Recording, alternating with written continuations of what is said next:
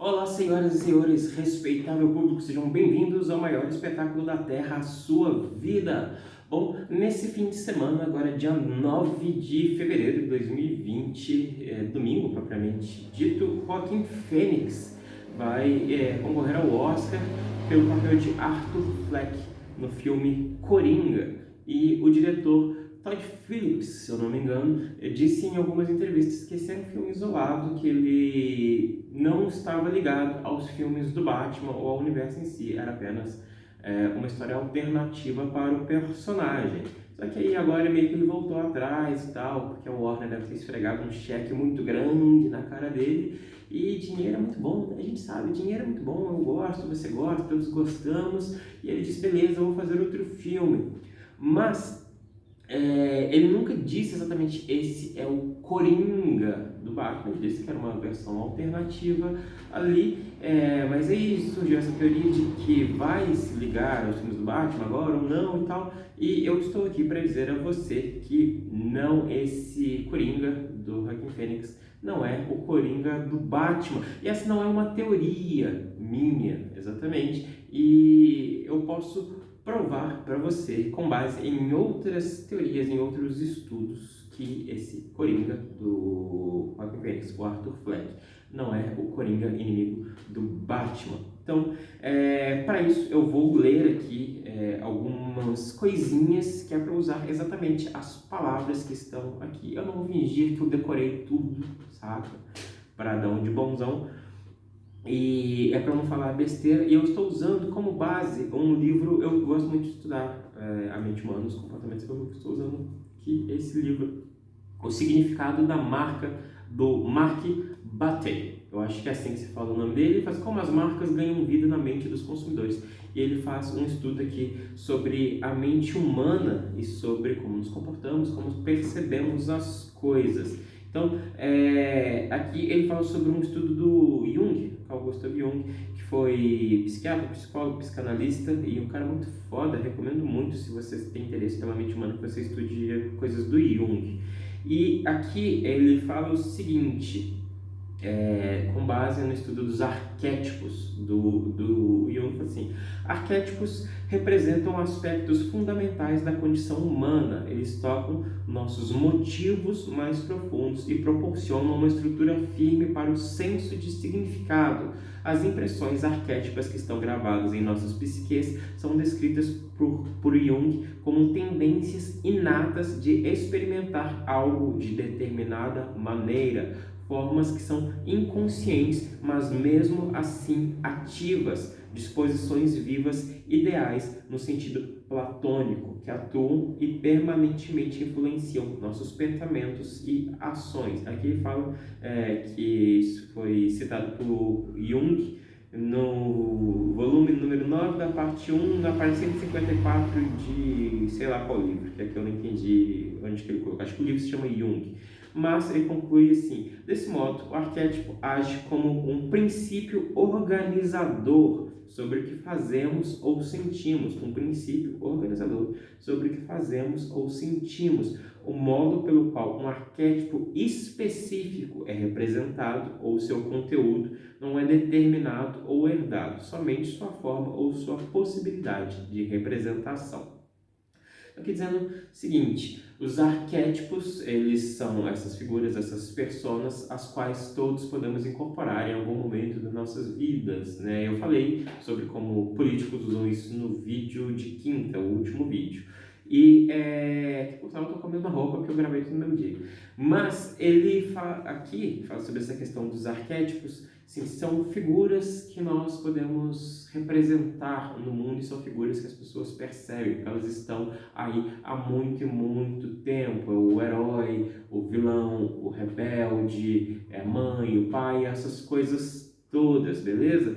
Então, vamos considerar o seguinte, uma pessoa ela pode mudar o arquétipo dela ao longo da vida, ok? Beleza, mas não estamos falando de uma pessoa de verdade, e sim de um personagem. E personagens criados para filmes dificilmente vão mudar a sua persona ao longo do tempo, porque nós nos identificamos ou nós gostamos deles de determinada forma. Então, os autores os criam daquele jeito. E é por isso que em filmes, às vezes, você tem esse ponto de virada de um personagem onde ele muda um pouco uma característica dele, mas dificilmente ele deixa de ser quem ele era. E em séries, as mudanças são muito mais ao redor do personagem do que com o personagem. O personagem tem que mudar um pouquinho, mas ele não pode deixar de ser quem ele é. Então, um personagem, ele segue muitas vezes um estereótipo, que é uma única faceta do arquétipo. E aí é onde eu quero entrar nessa parte do Coringa. O Todd Phillips, eu não sei se ele foi quem ele, não sei se foi o cara que escreveu, não sei se foi ele que escreveu, mas vamos entender o seguinte: o Coringa foi escrito como um arquétipo, certo? Ele é um personagem, nós temos que entender quem ele é.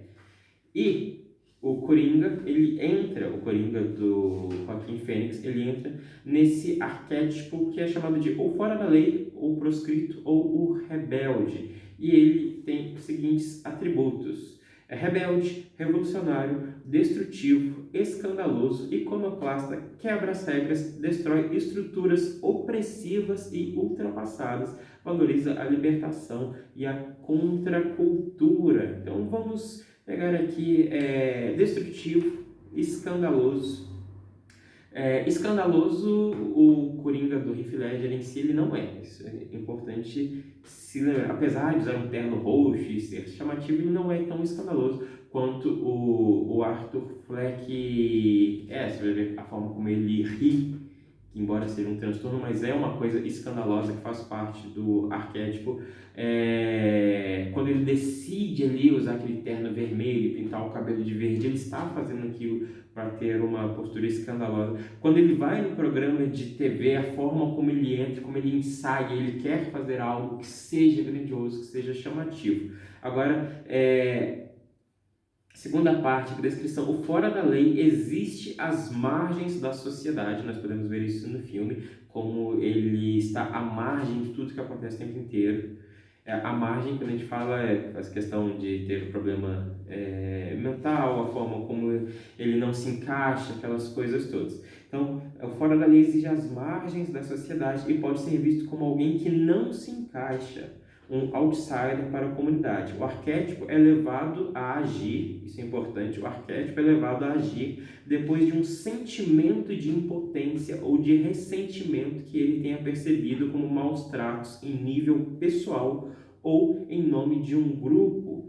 Quando ele é demitido, é uma espécie de maltrato, ele é agredido pelas pessoas, no metrô ele é humilhado e chega a apanhar. Então o arquétipo é levado a agir, quando ele comete o crime, né? Que ele mata aqueles 3 caras, ele é levado a agir depois de um sentimento de impotência ou de ressentimento. E aqui o livro fala sobre o Robin Hood e tal, que são exemplos mais leves e românticos desse arquétipo, mas a sua rejeição das convenções e morais prevalecentes da sociedade o leva a afirmar sua alienação da cultura de massa por atos escandalosos, como, por exemplo, matar um apresentador de TV ao vivo, né, durante a entrevista. Então, afirmar a sua alienação da cultura de massa por atos escandalosos ou a buscar a destruição do que é visto como opressor e restritivo, onde ele ataca ali em rede nacional a figura do Thomas Wayne, onde ele fala sobre Thomas, que ele não vê o Thomas como um herói, como um cara legal e essas coisas todas. E aqui vai falar mais sobre o uso do arquétipo para marcas e essas coisas. Não entenderam esse princípio do Arthur Fleck? Conseguiram enxergar o Arthur Fleck aqui? Mas isso o outro Coringa também é? Não. O Coringa tradicional do Batman, ele entra no arquétipo de ultrapasseiro, que é o malicioso, o irreverente, zomba dos outros, ultrapassa limites, rompe tabus. Você tem que lembrar, vamos falar do filme com o Heath Ledger, por exemplo. Ele zomba dos outros, ele entra naquele coisa da máfia, ele faz a piada com os caras da máfia, né, que ele fala assim, um tempo atrás, vocês não fariam suas reuniões durante o dia, papapá, o que aconteceu? Ele está zombando os caras da máfia ali em frente, os caras da máfia.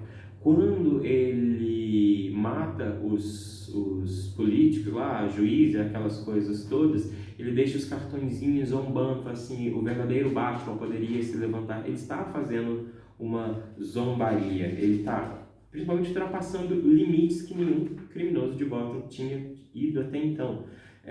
O trapaceiro ou o coringa divino, como o próprio Jung chamava esse arquétipo, existe em todas as culturas. O mensageiro grego Hermes, aí faz Mercúrio, que é o correspondente da mitologia romana, o Loki na mitologia, tradição escandinava, e o rei dos esquimós, o coiote, papapá. O trapaceiro aparece também como um jogral medieval, o bobo de Shakespeare, o coringa, o palhaço, também encontrado em figuras do mundo do entretenimento, como Charles Chaplin, quando ele fez lá, por tantos filmes, o Andarilho, que a gente chama de Carlitos no Brasil. Esse arquétipo incorpora as energias da malícia e do desejo de mudança. Quando o Coringa Filet, que ele vai no hospital com Harvey e ele fala, quando você mata um político, assim, você gera o caos. Essa coisa, o desejo de mudança. O espírito da desordem, o inimigo dos limites. O trapaceiro anseia pelo fantástico e por fugir das rotinas monótonas da vida. Então, o cara rouba um banco simplesmente porque para jogar fogo no dinheiro. A ideia daquele Coringa é muito diferente do Coringa do Arthur Fleck. O Coringa aqui, descrito como o trapaceiro, o Coringa divino, aquela parte de nós que faz graça do que é pomposo, que rompe tabus, que pergunta o que não é perguntado, e que diz o indizível, ou seja, ali naquele filme, quando ele diz assim, é simples, nós matamos o Batman. Ninguém nunca tinha dito, nós matamos o Batman. E esse Coringa é o Coringa Flash, é o Coringa tradicional das animações, embora os outros tenham sido um pouco mais leves nas animações e tal, mas eles enquadram aqui, assim, ele parece um destruidor e um salvador ao mesmo tempo, bom e mal, moral e imoral. É um bobo, mas é um bobo sábio. Então, ele tem aquelas coisas das piadas que ele fala, quando o Batman joga Batman, ele fala assim, nunca comece pela cabeça, a vítima fica tonta, tal, ele tá fazendo piada o tempo inteiro, ele é um bobo, mas é um bobo inteligente. Então, pensa, por mais que uma pessoa poderia sair de um arquétipo e ir para outro, estamos falando de um personagem escrito para um filme. Então, quando escreveram esse Coringa do Arthur Fleck, obviamente escreveram ele em cima desse arquétipo, porque roteiristas têm que estudar muitas coisas. Eu sei porque eu já trabalhei com roteiros uma época. Então, quando se entra na questão desse arquétipo, você não vai mudar o personagem, a menos que isso aconteça durante o próprio filme, e o que dificilmente eles vão fazer. Pegar um próximo filme, pegar um arquétipo que já foi feito e mudá-lo no próximo filme. Então, se aquele Coringa estiver lá, eles vão manter aquele Coringa, ou eles vão introduzir um outro Coringa, que aí sim, seria esse Coringa do Batman. Então, o Coringa do Arthur Fleck é o rebelde, o proscrito, o fora da lei, enquanto o Coringa tradicional do Batman é o trapaceiro. Caso você queira saber mais sobre arquétipos, a obra de Jung é a melhor, mas caso você queira saber sobre arquétipos em publicidade, eu recomendo esse livro aqui, O Significado da Marca. Eu estou um pouco para frente, mas quando eu li isso aqui, eu lembrei dessa coisa e resolvi fazer esse vídeo. E eu espero que você tenha gostado, e se você tem teoria sobre... não sai daí, eu tenho uma teoria sobre o Coringa, que é a seguinte, aí sim é uma teoria minha, que o Coringa do Batman, porque o Batman ali no filme ele ainda é criança, Bruce Wayne, ele ainda é uma criança. Então, a minha teoria de que aquele Coringa que vai ser o vilão do Batman é também uma criança naquele momento, e ele assiste tudo aquilo que o Arthur Fleck faz na televisão. E talvez ele tenha passado uma infância muito ferrada, talvez ele realmente tenha tido aquele pai violento que ele comenta no filme O Cavaleiro das Trevas, E com tudo aquilo, quando ele vê aquele cara na TV, aquele é o herói, é o bom e mal ao mesmo tempo. Ele vê ali aquela figura de maldade, mas aquilo é bom. Então ele incorpora aquilo, porque o mal pode ser bom, e ele passa a incorporar algumas características do Coringa, que ele passa a ser o herói dele, que é o rebelde. O rebelde passa a ser um herói para esse garoto, e aí esse garoto vai crescer e se tornar o Coringa trapaceiro, que é o Coringa que estudou, que planejou, que se desenvolveu para ser o Coringa e não se tornou após alguma coisa ruim que aconteceu. Ele já cresceu para ser o Coringa e não aconteceu depois de um momento traumático ou alguma coisa desse tipo. Bom, esse aí foi o vídeo de hoje. Caso você goste dessas análises, se inscreva no canal, porque toda sexta-feira a gente faz alguma coisa voltado para a mentalidade de personagens ou figuras históricas, beleza? Valeu, falou, até a próxima, tchau, tchau.